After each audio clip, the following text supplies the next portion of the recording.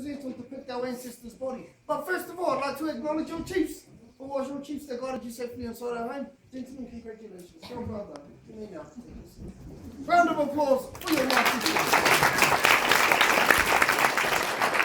So at the apex at the front, our ancestors hit the koruru. The barbed boards down either side. Ngā Maihi has outstretched arms. Take a look to the ceiling, the beam running down the centre of the building, our ancestors' backbone, the Tāhuhu. The painted rafters, down either side, Ngā Heke, the ribcage. Folks, you are seated right in the heart of our ancestor at this point in time. Now you're what we call Maori. Can you say Maori? Maori. Maori simply means life force. So with your presence inside our ancestor, you are the heartbeat of our ancestor. You actually bring him to life. So on behalf of my family, thank you very much, and kia ora. Kia ora. Beautiful. Now the aspects you witnessed in our village, we will incorporate them onto the stage for your entertainment. But right now we'd love to present to you our first item, to tell the story of who we are, where we come from. Use your cameras, your video cameras as much as possible. Now folks, we do have one very important rule inside the house. Thunderous applause.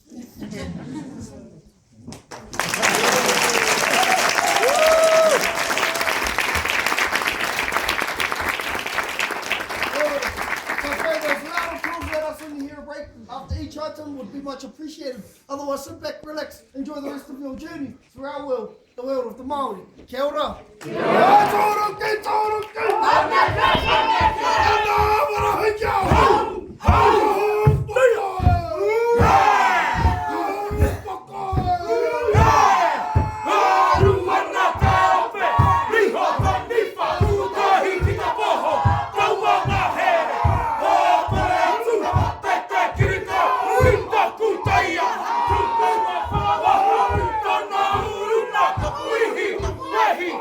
Tamaki Maori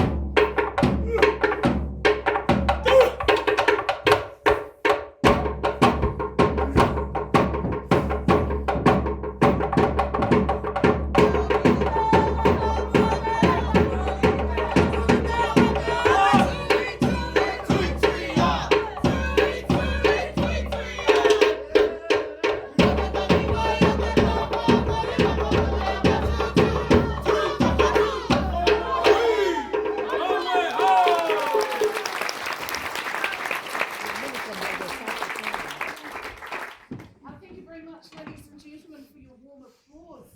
That last bracket of items was traditionally influenced, but this next bracket we present to you has a more contemporary flavour. It was around the early 1900s that the elders of the time were becoming concerned with the fact that our rangatahi, or our youth, our young people, seemed to be straying away from our culture, our traditional culture. They started utilising some of the modern technologies that were being introduced at the time as a means of drawing them back in.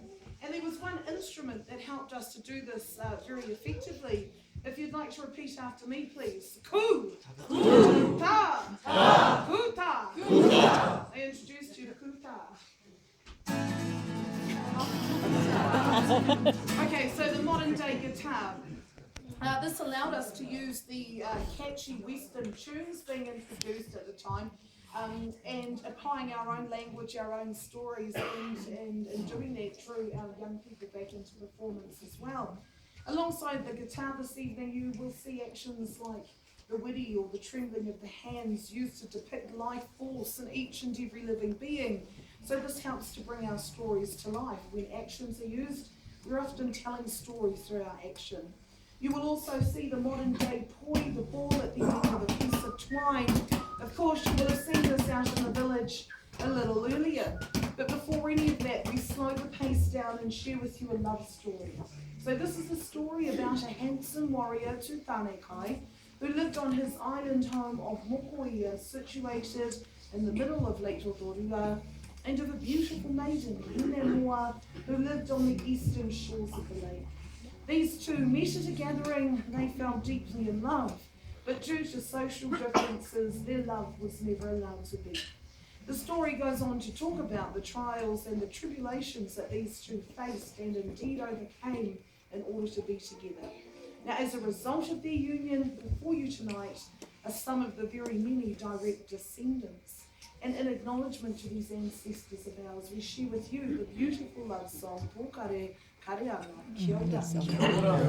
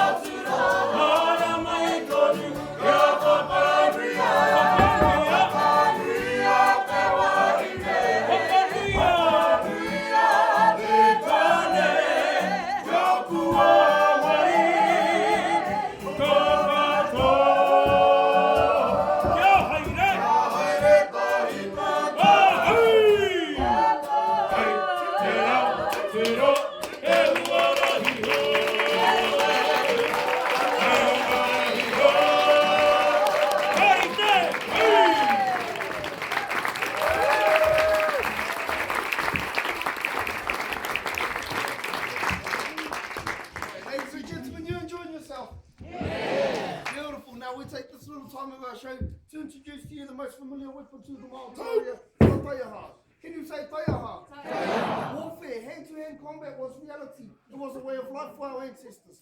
This was the most common weapon they used to protect themselves. Now, a few key features on the taiaha, the hupuko, the head of the taiaha. Here you see the awe of the hair used to distract your opponent, moving down to the face, 2 eyes to the front, also to the rear, leading down to the protrusion of the tongue, the arero. Now the purpose of the arero on the taiaha used to stab first and also to disavow your opponent. Moving up to the raparapa, the tīnana of the body, leading into la ate, the sharp blades. Now the blades were sharpened on both sides of the weapon, used to bruise, to batter, to break, and also to decapitate your opponent. Right at the tip, down to the butt end, also used for thrusting.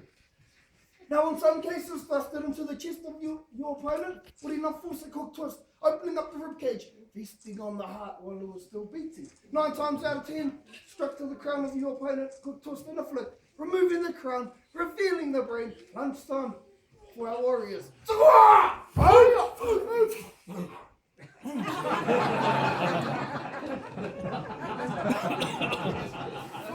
Ladies and gentlemen, do not be alarmed.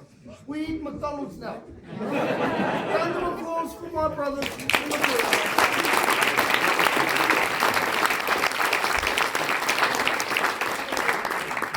But before any battle took place, our ancestors would perform and do the haka. Can you say haka? Haka. Traditionally used to psych the individual up before heading out into battle, also used to intimidate your opponents. Now this evening, would like to present to you our style of haka, the more aggressive side. Now where you will witness the pukana, the bulging of the eyes, the protrusion of the tongue, the ugly sounds coming from the pit of the stomach. Our ancestors used this facial gesture act of defiance to intimidate the enemy, but in times of warfare also to let the enemy know that if I get my hands on you, I will eat your flesh. Just remember, McDonald's, right? You're safe. You are safe. So folks, sad to say that the haka we are about to perform will be our final item that we have to share. Would you like to see more? Yeah. Same time, same place, same price tomorrow night. So folks, hopefully you have captured something about our people, our ancestors. Take it home, share it with your loved ones, encourage them to come to our country of Aotearoa, New Zealand. But more importantly, right here to Tamaki Maori Village. Do enjoy your dinner this evening. And once again, from my family to you, ladies and gentlemen, have a very Merry Christmas. And one more round of applause for my family.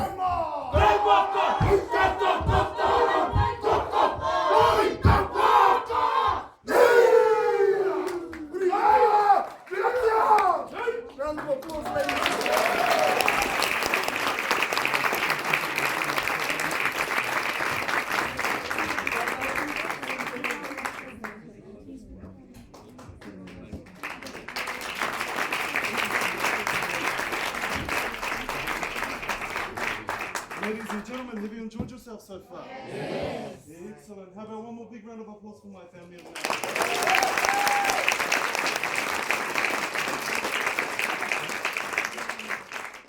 So for you this evening, ladies and gentlemen, what we're going to show you is a brief presentation as to how our families have evolved over the many, many years that we've existed here in Aotearoa. So sit back, ladies and gentlemen, relax, and enjoy the presentation.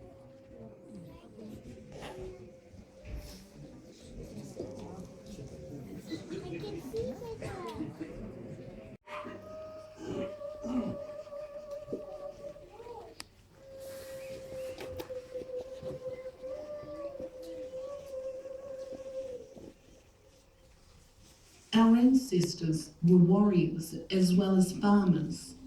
On these rich islands, there was a lot to fight for: land, resources, and mana, pride. We were here for 600 years, long enough to adapt to the new land with its wealth of wood and stone, long enough to create something new.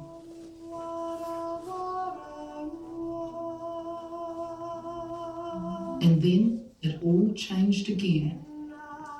New people arrived.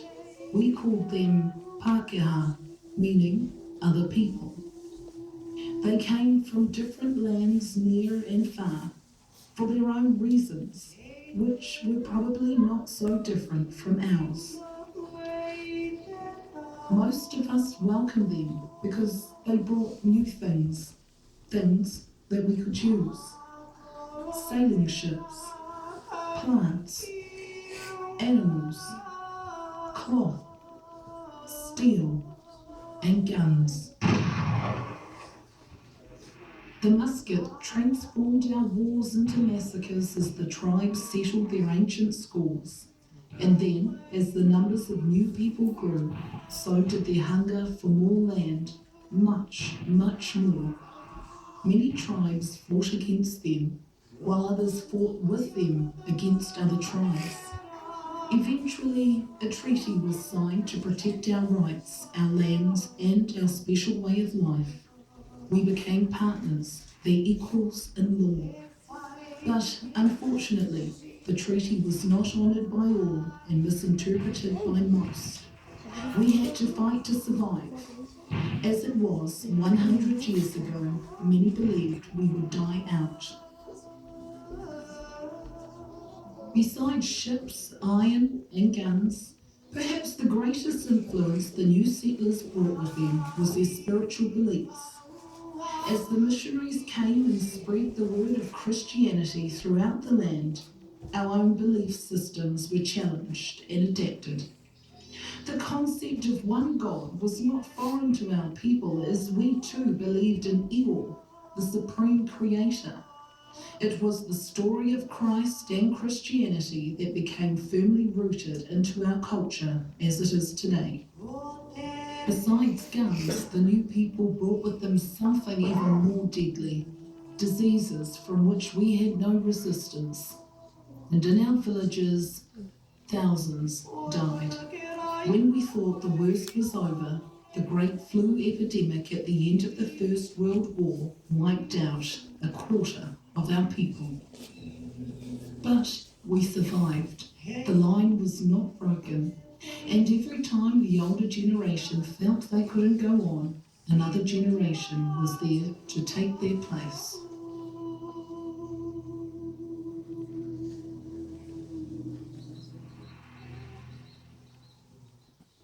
I remember my grandparents, the stories my nan told me of her life. How she was born in a village on the other side of the lake.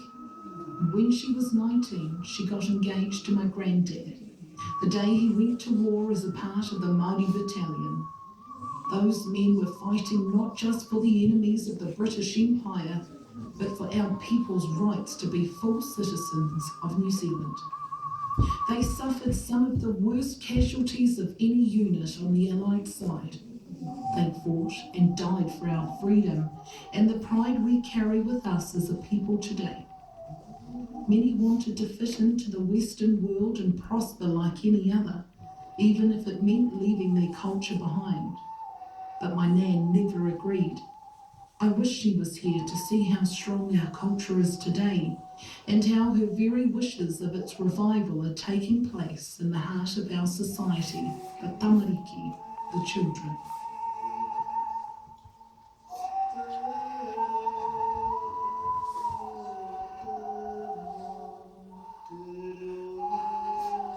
My nan was a woman who spent her whole life serving her people.